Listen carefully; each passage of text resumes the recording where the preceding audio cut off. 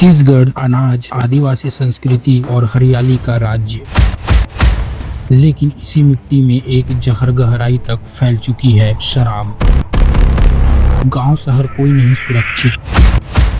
एक एक ग्लास, एक एक बोतल कई परिवारों का भविष्य पिघला रही है।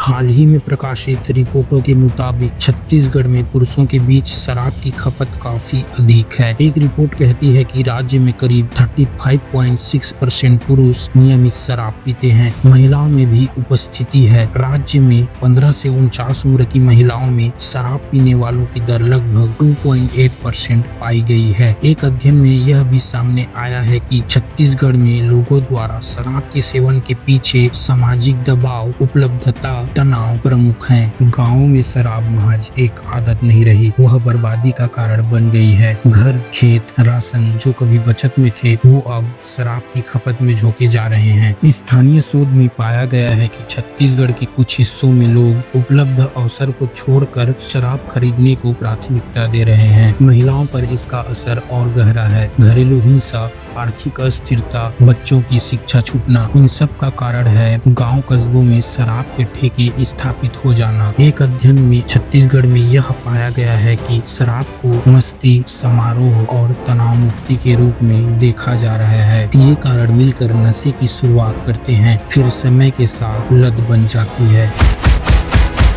यह महज एक तस्वीर नहीं है, आंकड़े हैं। छत्तीसगढ़ में नकली या अवैध शराब से कई मौतें हुई है, जबकि पूरे देश में इस तरह की घटनाएं नियमित रूप से सामने आ रही है। शराब से जुड़ी बीमारी, लीवर की परेशानी, दुर्घटनाएं, घरेलू हिंसा, ये सब क्रम में बढ़ रहे हैं। और जब परिवार का कमाया खर्चा बोतल में चला जाता है तो गरीबी, शिक्षा का अभाव और सामाजिक अन्याय और गहरा होता है। लेकिन इन चुनौतियों के बीच एक उम्मीद भी दिख रही है। गांव स्तर पर महिलाएं आगे आ रही हैं। छत्तीसगढ़ के कुछ गांवों में ग्रामीणों ने मिलकर शराब ठेकेबंदी, जुर्माना लगाने, नशा मुक्ति सभा शुरू करने जैसे कदम उठाए हैं। यह एक संकेत है, जब समाज खुद सक्रिय हो जाए तो बदलाव संभव है। सरकारी आंकड़ों के अनुसार 2019 से 2021 की जनगणना सर्वे में छत्तीसगढ़ में 15 से 49 वर्ष के पुरुषों में शराब पीने की दर लगभग 35.9% पाई गई। राज्य में शराब विरोध या नियंत्रण को लेकर विशेषज्ञ सुझाव दे रहे हैं कि यह सिर्फ एक व्यवसाय या राजस्व का विषय नहीं है, यह सामाजिक, आर्थिक और भविष्य निर्माण का मुद्दा है। अब सवाल यह है, क्या हम सिर्फ आंकड़े देखेंगे या अपने गांव, अपने परिवार, अपने बच्चों के लिए आवाज उठाएंगे? क्या आने वाली पीढ़ी को इस जहर के दलदल में जाने देंगे?